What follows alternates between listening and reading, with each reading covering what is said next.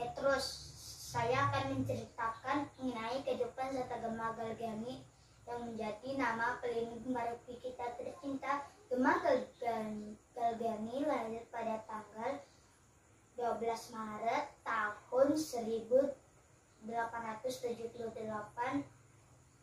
di kota Italia. Dalam bahasa Italia, Gemma berarti mutiara. Ayahnya adalah seorang ahli kimia dan ibunya seorang keluarga bangsawan.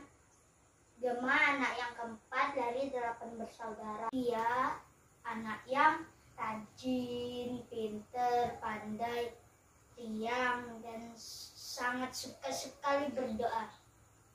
Kalau ibunya sedang sibuk, Gemma akan menarik-narik baju ibunya dan sambil merengek-rengek minta diceritakan tentang Yesus.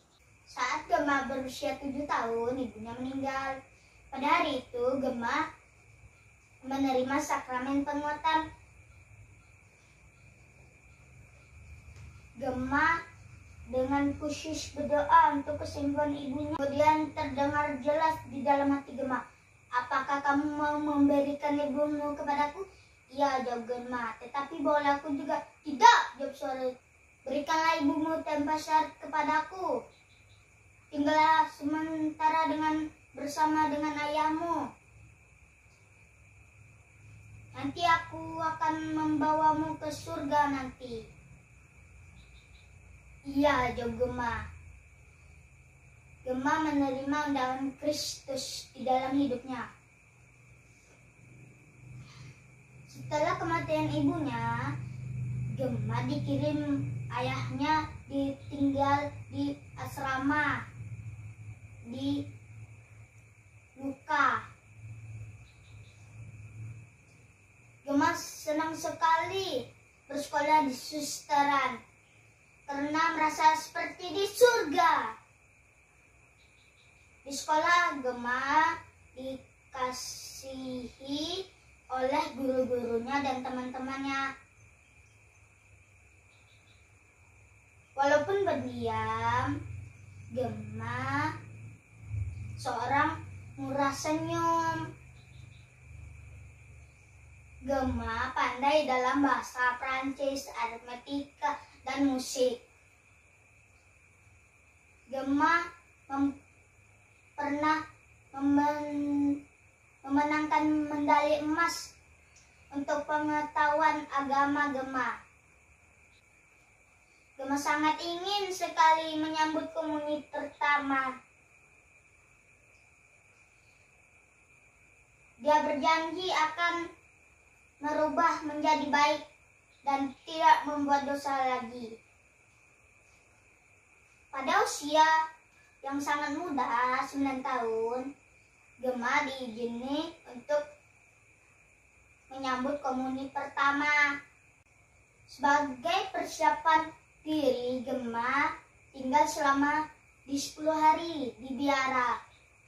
Pada saat pesta Hati Kudus Yesus, Gemma menyambut sakramen komuni kudus yang pertama.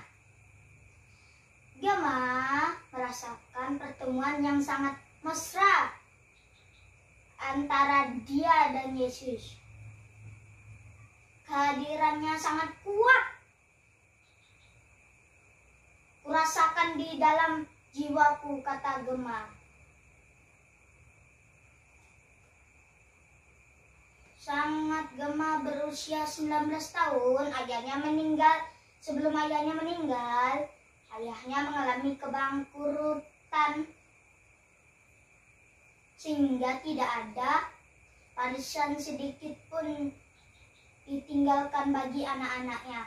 Gemma pun mulai berperan sebagai ibu bagi saudara-saudaranya. Gemma terbiasa memikul salibnya.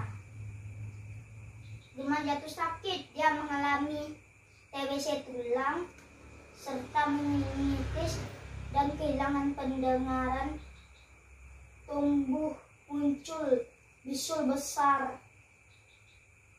di kepala, rambutnya rontok, tangan tangan dan serta kaki-kakinya lumpuh. Pengobatannya yang ditempuh semakin memperburuk kondisinya. Di pembaringan, Gemma berdoa kepada Santo Gabriel. Kemudian dia menulis, "Aku kagum akan teladan hidupnya. Doaku kepadanya akan bertambah. Setiap malam sebelum tidur, aku akan meletakkan gambarnya di bawah bantalku. Dan aku merasakan kehadirannya. Setiap saat Santo Gabriel ada di dalam benakku." Di suatu malam, di umur 20 tahun, Gemma mendengar sayup-sayup. Ada yang berdoa seorang rosario. Gemma sadar bahwa itu Santo Gabriel yang menampakkan diri dan berkata, "Apakah kamu ingin sembuh? Berdoalah kepada hati kudus Yesus. Aku akan datang setiap sore. Aku akan datang kepadamu dan berdoa bersamamu hingga novena selesai." Pada Jumat pertama bulan Maret, novena selesai didoakan. Gemma telah disembuhkan mukjizat terjadi, mempersembahkan seluruh hidupnya demi kemuliaan Tuhan. Pada tahun 1902, Gemma mengalami TBC yang lebih parah.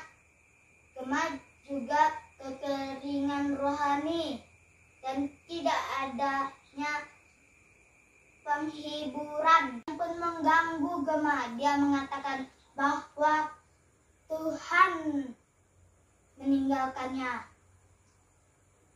Setan pun menampakkan seram. Angin kencang memekakan telinga Gemma. Binatang buas menghancurkannya. Tetapi Gemma tidak pernah mengeluh walaupun tubuhnya seperti kerangka hidup. Ia tetap berdoa, menyerukan nama Yesus dan Maria.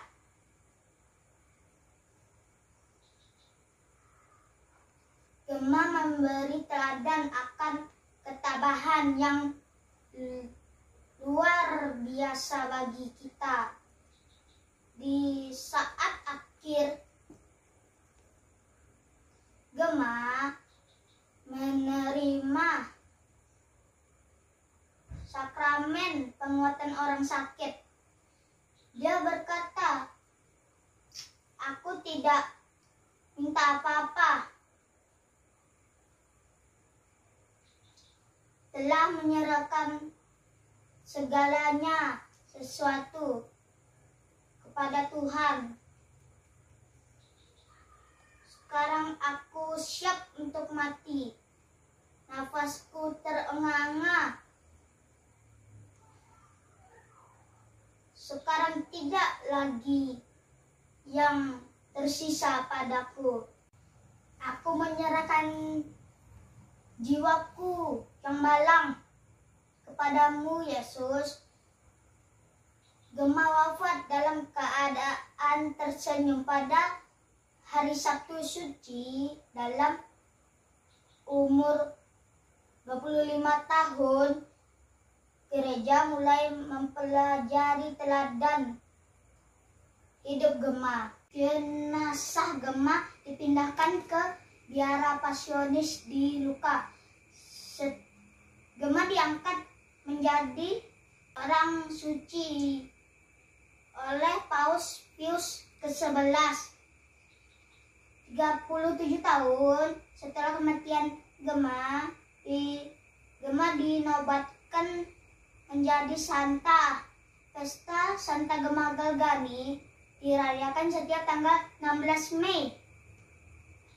Demikianlah riwayat Santa Gemma Galgani yang menjadi nama pelindung paroki kita. Semoga kita semua bisa mengikuti teladan ketabahan hidup Santa Gemma Galgani. Terima kasih.